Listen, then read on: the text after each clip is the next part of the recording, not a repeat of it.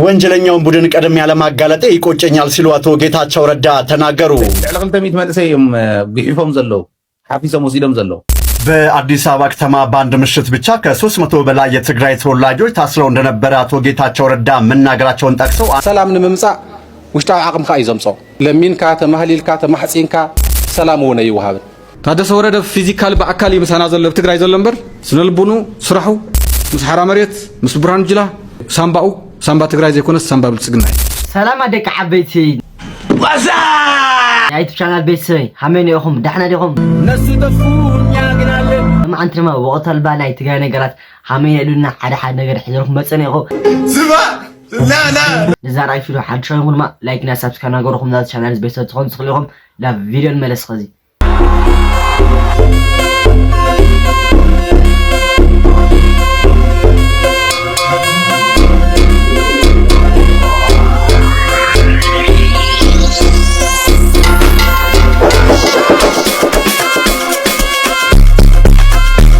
በአዲስ አበባ ከተማ በአንድ ምሽት ብቻ ከ300 በላይ የትግራይ ተወላጆች ታስረው እንደነበረ አቶ ጌታቸው ረዳ መናገራቸውን ጠቅሰው አንድ አፍታ ዘግቧል።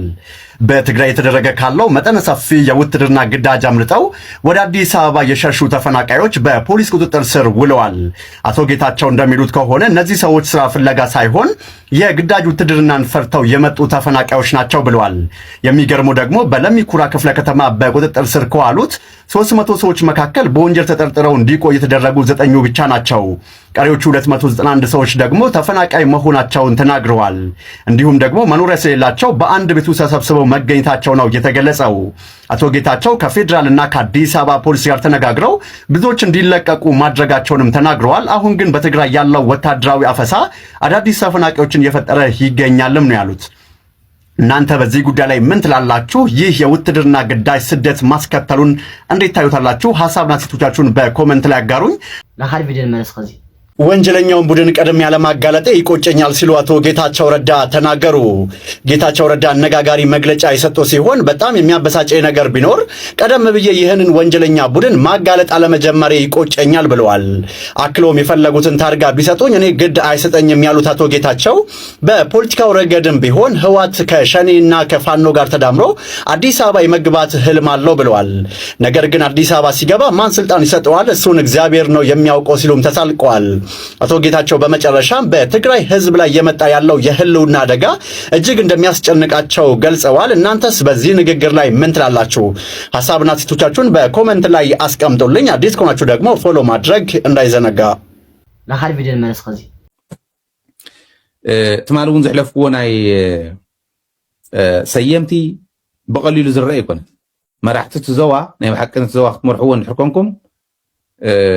እዚዩ ብቕልጡፍ ብህፁፅ ጠጠው ክብል ኣለዎ። እንስሳት ምሟት ጀሚረን ኣለዋ። ህዝቢ ይሳቅ ኣሎ። ህዝቢ እሚንካ እዩ። ህዝቢ ምእማን ይከኣል እዩ። ስኢሉ ንከኣምን ጥራሕ እንተይኮነ ሳይንሳውን ሕጋውን ዝኾነ መንገዲ ምኽታል ናይ ግድን እዩ። እዚኣ ጌርና ከይድና ዶ ምስ ህዝብና ሰሚርና ነታ ቃልሲ ንኸዳ ወይስ ንህዝቢ ማለት ኣብዚ ከባቢ ዝኒሄ መንእሰይ ልዕሊ 200 መንእሰይ እዮም ግሒፎም ዘለው ሓፊሶም ወሲዶም ዘለው 200 መንእሰይ ምናልባሽ ሓደ ረጅመንት ዶ ይኾን ሓደ ረጅመንት መንእሰይ ኢኹም ተቐይሙ ዘሎ ንእሽተይ ተዘቕይሙ ነዚ ከኣሊ ዝኽእል መሪሕነት ተዘይሃልዩ ህዝብና ተቐየመ ካብቲ ውድብ እናረሓቐ ምስ ከደ ከምዘይነበረ ክመክኽ እዩ። ከመይ ዝበለ ውድብ ብመስዋዕትነት ዝመፀ አይዲዮሎጂ ኢኹም ተምክኹ ዘለኹም ሓለፍቲ ኮንኩም ዘይምዕዳል ኮይኑ ንስኹም ሕዚ ዘለኹም ዝወፃኹምሉ ግዜ ስለ ዝኾነ ተወድበይ ተምክኽዎ ክእለ ይኽእል እዩ። ሓደ እንስሳት ይሞት ኣለዋ። ቅድሚ ሕዚ ዝሞታ እንስሳት ዘይከሓስኩሞም ዘይተካሓሰት ገባር ሕዚ እውን ይሞት ኣሎ። ጠጠው ብሉ ተዘይኮይኑ ከጨንቀና ከሎ ህዝቢ ምውዳብ ክንጅምር ኢና ንሕና በዓል ጃዋር እኳ ከይደሞስ ሃይለ ምኻር ከይኣብዮም ዲኹም ከይኣበ ዲኹም ናብኡ ከይንኸድ ከይንዓኑ መወዳእቱ ሕማቕ ስለ ዝኾነ መንእሰይ ምውዳብ ኣዊና ከይመስለኩም ክትሰርሑ ትኽእሉ እንተኾንኩም ስርሑ ተዘይኮይኑ ግን ጋደ ይኾን ጠጠው ክብል ኣለዎ ዝኾነ ሰብ ሃፍቲ መፅኦም ተወርቀ ይተዓደን ኣይኮነን ወርቀ ውፂና እውን ኢና ሪሶርስ ኣለና እሞ ድሮን ግዙእ ፀረ ድሮን ግዙእ ክንብል ከለና ብኡ ደረጃ ከድካ እውን ክስራሕ ይከኣል ዓይኒ ድሮንና ንኣርዮ ዘለና በሉ እውን ይብልኩ ግን ኣይትበክልዎ እቲ ከባቢ ተተበኪሉ ሕዚ ተገዝአ ድሮን ኣብይ ኣሕመድ ዝኾነ ነገር ክትገብር ትኸውን ፅባሕን ጎዝ ተበከለ ሓመድ እንተበከለ ማይ ተበከለ ኣየር ግን ህዝብካ ከጥፋልካ እዩ ሓደ እዩ حكيم كا زيت حكمه ناب زيت حكمه درجة آخر كله أوكي تبغله تيمس بزي إلكا ترى داري خامس ميديا تون بزي درجة يحلف لنا زي أصلا نقبر زلنا هزبنا ون كي بكله تخبابي نرمول لنا أنا كنت هزب رجاجي خير من تان كم زين قبر الخامس ميديا ترى داري خيري هزبنا إحنا ردون غلينا ليتن كثرن حل يزت رين تريت نودعهم جن تغكل يكونن هذا كعبيت خزي لهم سكاكن قيلنا مريم لا إلا نخدو إجزاير أملاخ جنك عم نحرف إلى خنا أيو هم إلى خا وان اللي بخم ماني لقط أبيد الملس شاسين يقفلوا أبتقرأ يكون ننزل له قفا تغكليو أبتقرأ حلاف زلاف نيرمي حماق أتسري حميو أتأوجني لي أتأوبلو ونوللنا أي تغكلن نحنا من سينا بتحزز بلا زلخو اورينت غيرنا خنوصينا من سينا ون اورينت زغورت راح يكون زدلي تحزدليا تا وانا زدليا كوا نصر علامه انديا ፖለቲካዊ ዕላማኹም ነፅሩ መንእሰይ ዝጥቀመሉ ፖሊሲ ቆረፁ እዚኦም ብደንብ ጌርካ ምሄርካ መንእሰይካ ንዓውፃ ኢልካ ክተግድደው ነው ይደልን ኣበየለ ኻይል ዝደልየካ መንእሰይ ዘሎ ዓዱ ዝፈልጥ ክብሩ ዝፈልጥ ሪሙ ከምልስ ለይትን ቀትረን ዘፅዕር መንእሰይ ዘሎ ከላሽኑ ተሸኪሙ ፈቆደ ድፋዕ ትሪኦኮ ተገዲደ ይኮነ እቶም ውሽጢ ኮይኖም ገፈፍና ዶ ካሊእ በልና ዶ ዝብሉ ግን ስነ ስርዓት ግበሩ ሕጁን ስነ ስርዓት ግበሩ አየለና ንዓና ኢና ንብል ዘለና እምበር ካልኦት ስለ ዘይገፎ ይኮነን ግፋ ፕራክቲካል ግፋ ግን ዘሎ ዓዳም ሓራኒ ሕዚ ኣነ ብዛረበሉ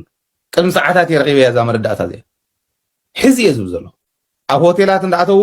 ይገፍሎ ሆቴል ደቅኻ ጽባሕን ጎ ክምለስ ብዚኣ በፂሕ ክምለስ የልካ መፂኻ ሆቴል ሓዲርካ ዓድኻን ዓውድኻን ዘይኣከብካ ንብረትካ ናፍቲ ምስተበተነ በልኳ ኣከለ ብሓደራ ማሓደረለይ እንተበልካ ንብረትካን ደቅኻን ማሓደርካ ትግፈፍ ከም ዘይንደልና ንብል ዘለና ንሕና እምበረው ዓደም ሓራኢኒ ምልሻ ይግፈፍ መንእሰይ ይግፈፍ ኣብ ሆቴል እንዳኣተው ይገፍ ክንደይ ደቂሶም ኣለዉ ሎማ ዓንቲ ተዋሂል ተፃሪዩ ዕድመ ገለ ስለትፅሕፈ ክትፎርሙ ክትኣቱ ከለኻ ዴት ኦፍ በርዝ ገለ ስለዝፅሓፍ እዚኣቶም ሪኦም ብዕድመ ሪኦም ወዲ ድዩ ጓል ድዩ ከምዚ ድዩ እዚኣቶም ኢሎም ይገፉ ኣለዉ ዓደም ሓራ ግፋኒ ምድላውን ዘይተርፍ ወፍሪ ኢሎም በርከት ዝበሉ ምልሻን መንእሰይን ይገፉ ኣለዉ ኣብ ከተማታት ኣብ ወረዳታት ስኢሉ ህፁፅ ናይ ግፋ ወፍሪ እንሄ ሬንጀራት እውን ተሰሪሕሎም ካብ ኣብይ ኣሕመድ ከም ተለኣኸሎም ነዚኣቶም ስእልካ እናገፈፍካ ሬንጀር እናእትኻ ምዕረፍ ዓረር ማለት ሂማን ዌቭ ከምፂ ይኽእሉ እዮም ንሂማን ዌቭ ዝኸውን ምድላው እውን ኣድላይ ከም ምዃኑ እዩ ዘርእየኒ እዚ ናብ ቀረብኦም ዝርከቡ ማእኸላት መሰልጠኒ ይእትውዎም ከም ዘለው ኮታ ተዋሂብዎም ሕድሕድ ቀበሌ ኮታ ተዋሂብዎ ኣብታ ቀበሌ ዘላ ሆቴል ኣብታ ቀበሌ ዘላ ዝኾነት ዕዳጋ ገለመለ ትውረር ብምልሻን ብገፈፍትን ትውረር እዚዩ ብዝርዝር ክነግረኩም እኽእል እየ ፈልፍላትና بدم بغيرهم سددولنا ስለዝኾነ بزرزر كنغركم خلي كنبب خلي كافتو سددولي ማለት እዩ استوعلنا كنكيدي طقمنا يزول امنت ስለዘለኒ ንኣብነት ደብረ ብርሃን ክልት ካፍታ ከተማ لقطه بيدن ملس سلام ንምምፃእ ውሽጣዊ ዓቕምካ እዩ ዘምፅኦ ለሚንካ ተማህሊልካ ተማሕፂንካ ኣብ ዝኾነ ዓለም ኣብ ዝኾነ ዓዲ ኣብ ዝእዋን እዚ ብፍላይ ዘለናሉ ዘመን ሰላም እውን ይወሃብን ሰላም እውን ከተምፅእ እንተ ኮይንካ ከም ዘይትቁርጠም ከረጋግፁ ኣለዉ ፀላእትካ እዞም ህዝቢ እዚኦም ገጢምካ ኣይዋፅእን ብሰላማዊ መንገዲ ጥራሕና ክንፈትሖ ንኽእል ዝግባእ ኢሎም ከኣምኑ ኣለዎም ንሱ ንምምፃእ ከዓ ውሽጣዊ ዓቕምታት ክትሃንፅ ኣለካ ኣብዛ ዓለም እዚኣ ኣብዚ እዋን እዚ ሰላም ይኹን ልምዓት ይኹን ካልእ ይኹን ዘምፅእ ውሽጣዊ ዓቕሚ ዝተሃነፀ ውሽጣዊ ዓቕሚ እዩ ስለዚ ውሽጣዊ ዓቕምና ንምህናፅ ኣብ እንገብሮ ዘለና ርብርብ ማሕበረሰብ ንግዲ ትግራይ ክሳብ ሕዚ ንመኸተ ተሰኪሙ ናይ ሕብረተሰብና ናይ ህዝብና ፀገም ተሰኪሙ ናይ ተመዛበልትና ፀገም ተሰኪሙ ኩሉ ነገር ክኢሉ ኣብዚ ደረጃ እዚ በፅሒ እዩ ኣብዚ እዋን እዚ እውን ዘለዎ ፀገማት ብዝግባእ ንርዳእ ኢና ኣብ ልዕሊ ዕዳ ተደራሪብዎ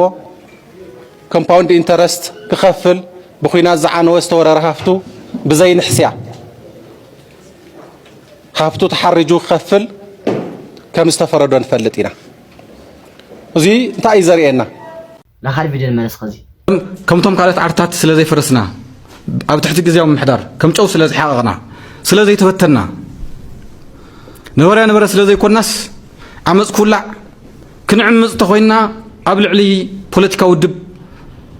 ታደሰ ወረደ እዩ ወይ ከዓ ብልጽግና እዩ ብልጽግና ናይ ታደሰ ወረደ ፖለቲካ ውድብ ወይ ከዓ ኣብ ሓራ መሬት ዘሎ ሓይሊ ኣብ ሓራ መሬት ዘሎ ሓይሊ መን ከም ዝወደቦ ንገሊኦም ናይቶም ጀጋን ጀነራላት ጠይቕዎም ተነጊሮም እዮም ምስ ጭውጥኦም ኣቕሪቦምሉ ህዝብና ሞራል ከይትንከፍ ኢና ሒዝናዮ ናብ ሓራ መሬት ገንዘብ ልኢካ ኢኻ ወዲብካ ኢኻ ጠጂቕካ ኢኻ ተባሂሉ እዩ ታደሰ ወረደ ፊዚካል በአካል ይመሳና ዘሎ ትግራይ ዘሎ እምበር ስነልቡኑ ስራሑ ምስ ሓራ መሬት ምስ ብርሃን ጅላ ምስ ብርሃን በላይ ምስ 4 ኪሎ እዩ ሳምባ ትግራይ ዘይኮነስ ሳምባ ብልጽግና እዩ ክስመረሉ ይኽእለሉ ስለዚ ክንዕምፅ እንድሕር ኮይና ኣብ ልዕሊ እዚኦም ኢና ክንዕምፅ ተጋሩ ናይ ታደሰ ደወል ሰሚዑ ዝዕምፅ ሰብ የለን ትግራዋይ ዝምጥኖን ዘይምጥኖን ይፈልጥ እዩ እንተጋሩ ዝምጥንን ዘይምጥንን ታሪክ بدن بنللي كاو حلفنا خالين حسب زلنا حزبينا إلى إذا أمنانا نقحاتي متصليو أب تقرأي كله تام عراري وكله صباح لنا يكون كذب زلوا نقلس كلنا تزتعملنا دوزي أبز درجة زي وجهنا ويتخلينا مرحنا تزهلو أبز درجة زي أي مخدنا نقرقن نزين الساعات ولا مسرح خاليو مليات هذا اللي تقرأي المدفع نيسأل أي لعات مخان كع خالي زرباي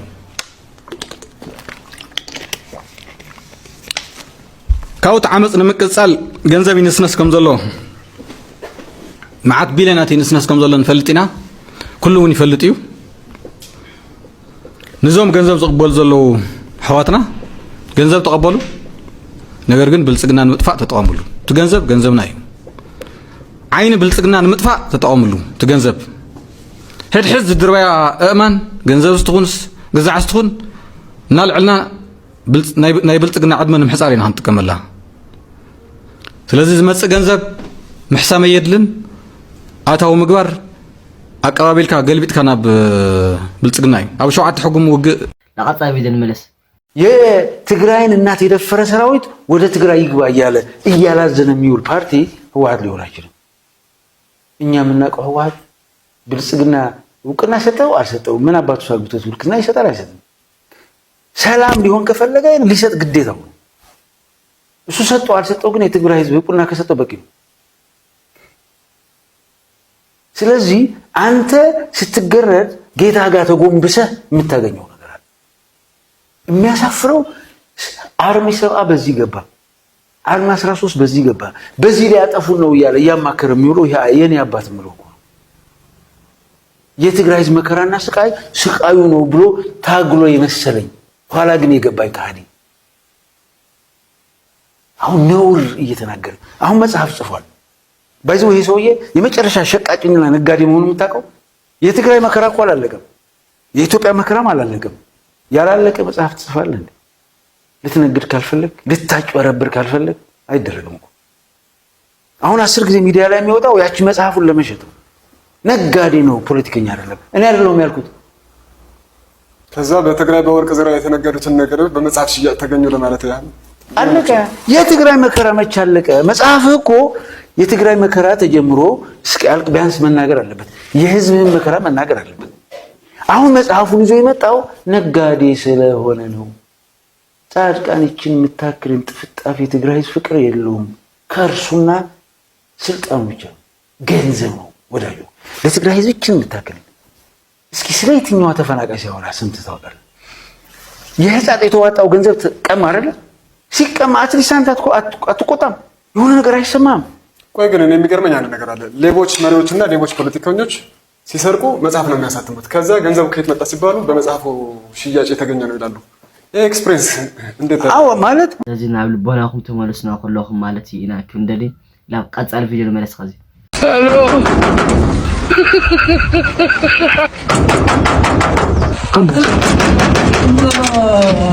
አቤት ታይዳ ምስማዕኩም መቋሪጽኩም ደስ በዝነኩም ከፊልኩም ሄሎ ወድቶም ሰው አይዶ ጥዕና ነይ ካሊ ዝሓወጥ ጥዕና ኢዳ ሙሉእ መራገጽ ወረቐት ደኸበካ ወጋሕ ከበለ ፎሲልካ እኔ መስለኒ ናብዞም ተካሰቶ ሰዓት ክትርእየለ ደሊ ነይረ ወላ ካሎ ሰዓት ክትርእየለ ክትሪኻ ከምዚ ጌርካ ብር ነቒካ ነርካ ለከ ዘይፈልጣ ተኮይና ታዲያ ክገብር ከምዚ ዝዓዮም ፀለይ ወጋሕ ከይበለ 12 ፈረቃ እንትለላ 6 ፈረቃ እናበለት 12 ፈረቃ ክትለኒ ኣይፈልጣም ከይበሃል እዩ ደጓል ሓጓር كيتشد أنت تسألنا بابصر من ميتعين ها؟ أبيني بيخونه كل بقى يعودوا فعلى غدا حلونا